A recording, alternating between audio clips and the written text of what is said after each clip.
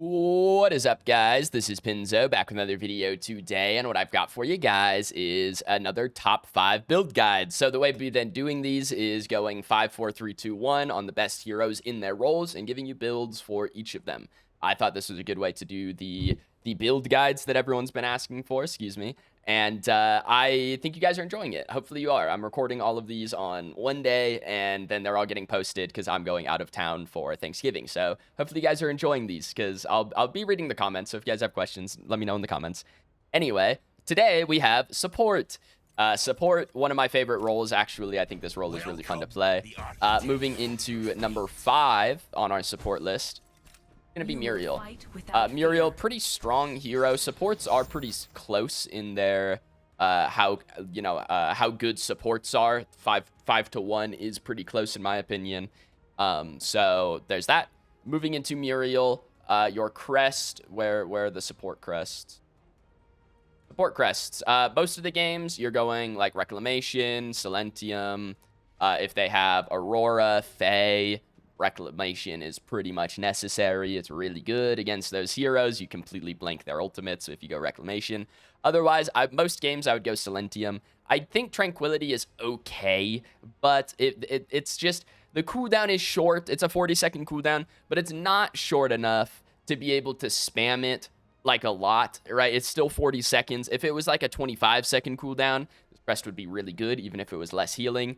But 40-second cooldown, you really only get it once a fight anyway, and if I'm getting a crest once a fight, I'd rather have a Silentium. This crest is an instant 1.5-second silence. It's really good at stopping junglers from smiting, a buff, right? The Fangtooth, you can silence the enemy jungler. They can't use their hunt.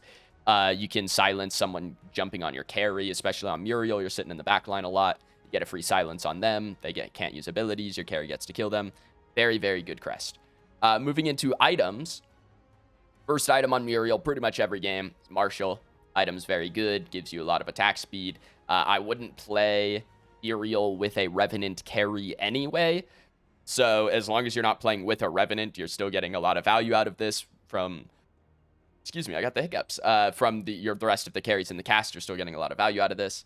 Let's see, you're going Crystal Tier second. I think this item is still very good. I think a lot of people undervalue Crystal Tier. I think that being able to get 70 power and 25 haste off of an item as a support, off of a 2,500 gold item, very, very good. So highly recommended.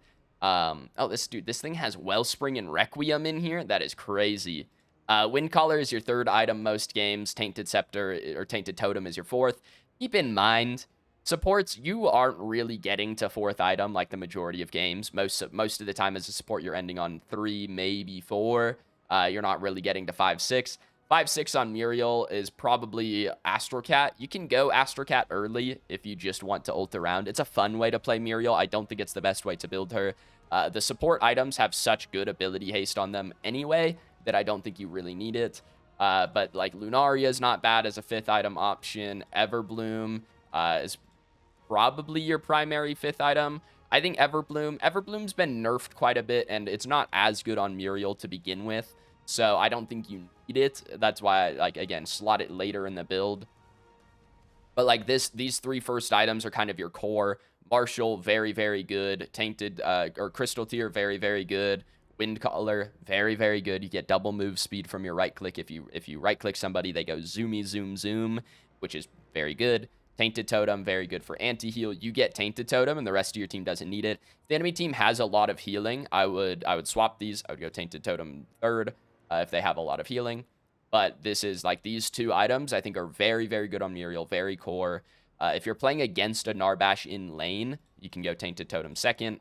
It just depends on how active you are going to be in anti-healing people is dependent on when you need Tainted Totem. Obviously, against something like Zinx or Narbash in lane, you are actively anti-healing them for the laning phase, so it's worth it to go it earlier. If they have like, a Greystone offlane or something like that you're not really worried about for the first 15 minutes of the game, you can go Tainted Totem later, and you'll be okay.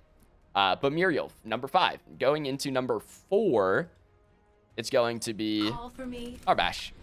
This character is underrated, in my opinion. Always has been. People just seem to think Narbash is really boring. and they don't play him. I think Narbash is a little boring, but I think he's fun enough. You get to speed your team around. Narbash, one of these supports that you're primarily going Sanctification on. You can go Silence if you really want to. I don't think it's super good. On Narbash, you kind of play in the middle of the fight. Muriel, you're kind of sitting further back. Narbash, you kind of want to play in that middle ground of the fight where you can heal your back line and your front line at the same time. Sanctification gives you a little bit tankier base stats. 120 HP, health regen, much better in lane as well for a melee support because it gives you the health back when you proc your orbs, which is very good. And Sanctification is a pretty solid crest, especially if you're going True Silver Bracelet. You can stack the shields, gives you True Silver longer.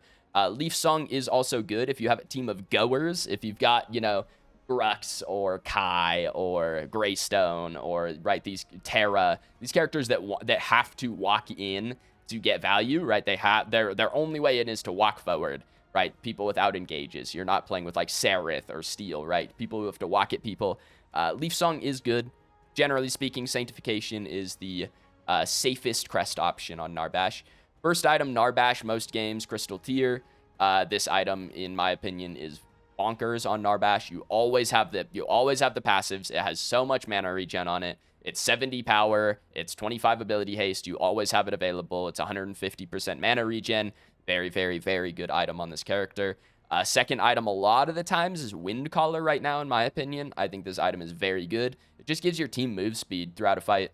It's just a really good item. And then you're generally speaking going Everbloom third. You can go Tainted Totem if you need it. I would go a fourth. And then after that, again, you're kind of spitballing at this point. This is where you can build like True Silver Bracelet. Your last item is probably, honestly, defense. You're probably going like Raiment of Renewal last item. Just something to give you just a little bit of that extra, survivability through a fight. And then you're good to go. Because with these first 4 items, you have permanent healing. Your healing is a lot. Even after they nerf Narbash healing, you're still healing for a lot with this build. I personally, there are a lot of people that you'll see that build like True Silver first item. I think this is super bait. I think this item does not, if you look at the base stats alone, it is half the mana regen of Crystal Tier when you have the passive, and it's 30 less power than Crystal Tier when you have the passive. Yes, it gives you CC immunity. I think the majority of the time, if you work on your positioning as Narbash, you do not need Crystal Tier. I think you can play around corners. Your ult goes through walls, of course. You can play around corners. You can ult before you walk into a fight so that your ult is knocking up as you get in. It makes it harder to counterplay. Ulting in 2v2s in lane is already sketchy even with True Silver Bracelet, because this shield, if all you have is True Silver at level 6, the shield is 170 HP. It's 2 auto attacks, and it's going to die instantly anyway. So personally, I think True Silver early is super bait. I think True Silver late game is fine if it goes that far, but I think really you're just playing to sit in the middle of a fight. You're looking to speed your team around. You're looking to hit thunks on people diving into your back line. You can thunk the front line if it's setting up kills, stuff like that, right?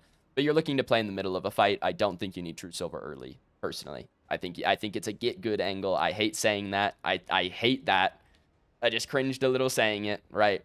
But I think it's a get good angle if you think you need True Silver first on Narbash. Moving into our number 3 on the support tier list, or the support list, Zinx. Character's been nerfed a couple times. Definitely worse than she was. But still a very solid hero. Very similar to Muriel in the way that she's played. You're going, generally speaking, Silentium. Again, if the enemy team has crowd control, ultimates, Fae, Aurora, etc. Going Reclamation. Silentium, always a good option on this hero. You're going Marshall pretty much every game. Again, she is better with Revenant, but even with Revenant, I would still go Marshall the majority of the time. The base stats on this item are very nuts for the cost. Zinx loves the base stats on them. Very, very good item. Second item, generally Wind Caller on this hero. Just gives you more utility. Lets you be able to give that speed boost to your carry, which is pretty valuable. I really think that it's something that you should building a little earlier on Zinx than other heroes. After that, you can go Lunaria. This item is pretty good at boosting your Zinx heals. Even after they nerfed it, it's still pretty solid. Tainted Totem, another good option. Honestly, after these first 3, These first 3 items are kind of like your core items for Zinx. You can go like Prophecy if you want to. This is honestly not terrible on this hero. The base stats are pretty good. It's still 15 ability haste. The only thing you're going to be missing out on is a little bit of mana regen. So just keep that in mind, that you will not be able to spam your heal quite infinitely if you're going Prophecy in that 4th spot. But yeah, like Lunaria, Tainted Totem, very good on this hero. Everbloom, not super useful, so keep that in mind. I think Everbloom is bait on Zinx. I just don't think you're not allowed to spread out your heals enough to your team in order to get a lot of Everbloom value, right? Even on Muriel, like you're not shielding 5 people at a time very often, so the Everbloom value is not massive. On a character like Narbash, you are able to heal your team permanently, and so your entire team is getting Everbloom value the majority of the time, which Everbloom doesn't apply to yourself, but it applies to everyone else. So 5% damage mit for 4 people on your team. That's 20% damage mitigation for your team. Narbash is really the only one that gets full value out of that item the majority of the time. So here, and then, again, support builds, really only 3-4 items. Honestly, last 2 items on Zinx, I would just go damage. I would just go damage. You can go Magnify, you can go Time Warp, Prophecy pretty good. You can go Time Warp here as well in your first 3. I think it's not bad. It's a lot of mana regen, a lot of power. It gives you a lot of heal ability for your team, which is always useful. If you're going Time Warp early, you're kind of committing to a more damage build. I would go something like Noxia last. Just, again, the item does damage for you. You can even go Megacosm here because your bad medicine is on such a low cooldown that you get to spam it a little bit. You could go Mega here. But I would just commit to damage, honestly, on your last 2 items. This character is very mobile. You can go something like Moon Boots here as well. Keep that in mind. Where's Armor at? There you are. You can go something like Moon Boots in this 4th spot as well. Something like this would work, but these last 2 items on Zinx, I would pretty much just commit to damage. At that point in the game, you're just a heal bot anyway. You throw your stun, you heal your teammates, you ult someone who's about to die, and other than that, you're holding left click trying to do some damage. So last 2 items are a little toss-up, whatever you want, honestly, but Time Warp 3rd, very solid. You can go Tainted Totem if you need it here. Zinx does apply Tainted Totem pretty well, even without being able to heal a bunch of people and give them Tainted Totem. Zinx herself has spread damage. Her dot damage on her right click will apply Tainted, so keep that in mind. She's very good at applying it. But yeah, Zinx pretty solid. Moving into number 2. Number 2, I think it's the first hero that's going to show up twice on a list.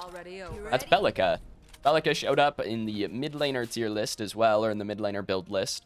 And that's because they buffed this character, and she is very good. Bellica, one of the best characters in the game right now, in the support role